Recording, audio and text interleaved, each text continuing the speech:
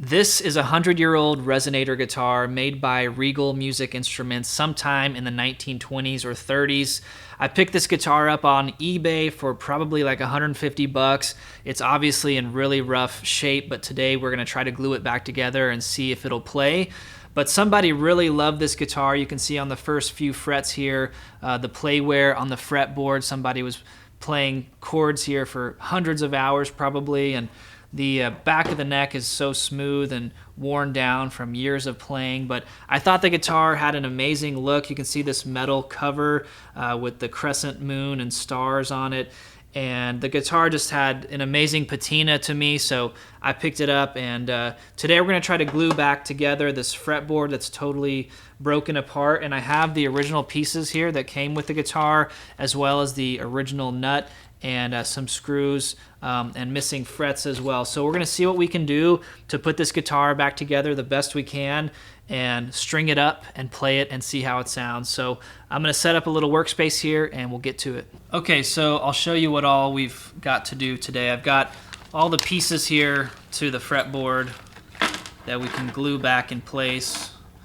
which really these frets up here beyond the 12th fret are not really that accessible anyways, so I'm not that concerned about this area, but I want to get it back together for the looks of it at least. But you can see all these pieces fit together perfectly there. And then we've got the original nut that came with the guitar. We can glue that in place. And we've got a few frets as well. Once this fretboard is glued back in place, we can maybe put those frets in, but I'm not necessarily worried about that today. And then we've got a few screws here as well we can use on the resonator cover or whatever you call it, and at least get that secured. We might take this off and see what's inside here before we get started, so let's do that.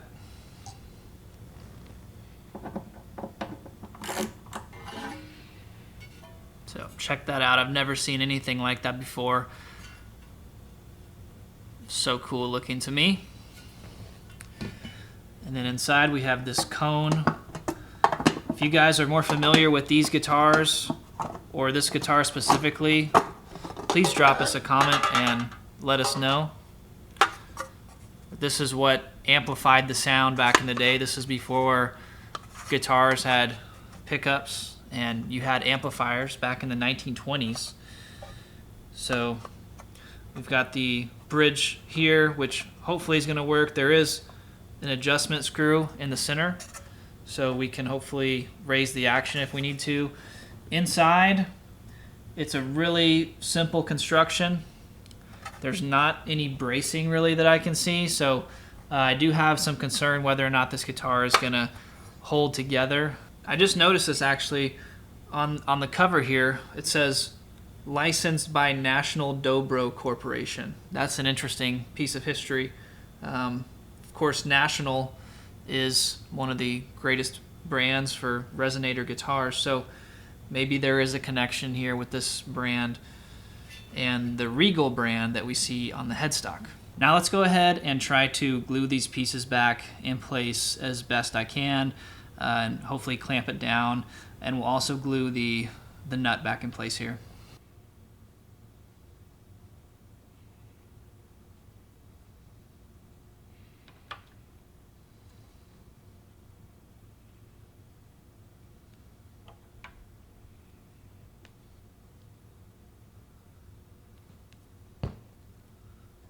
And this piece should have gone in first, so there we go.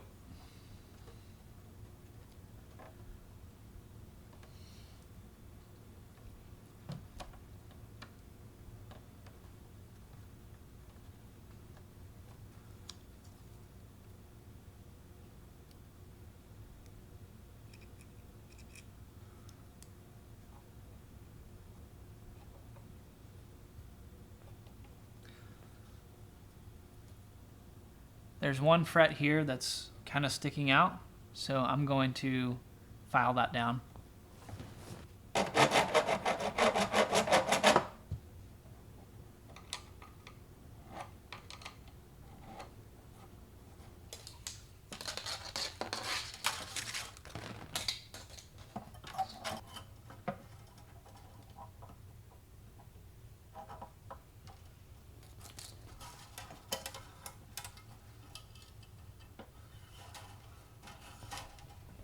All right, I'll show you guys where I'm at here. Unfortunately, I think someone may have reset the neck on this guitar at some point in its life and not in the right location. So if you look, you can see the low E string is too far in on the fretboard, and the high E string is almost falling off the fretboard here. So the neck kind of moves side to side too, and it just doesn't feel like it's in the right place.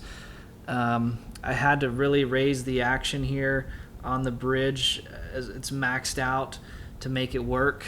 And also you can see that I messed up the strings here. This low E should be on the first tuning peg, so you guys can get me on that. But it does play, and it'll stay in tune long enough for me to play, you know, something for you guys. So if this was a really expensive guitar, I would not do this, but I really want to hear how it sounds before I go any further. So let's mic it up and take a listen.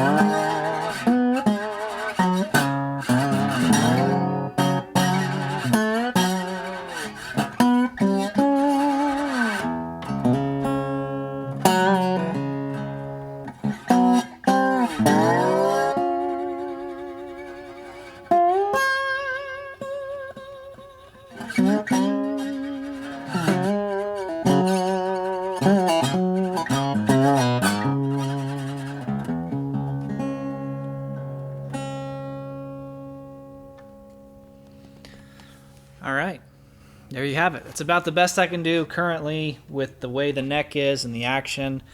I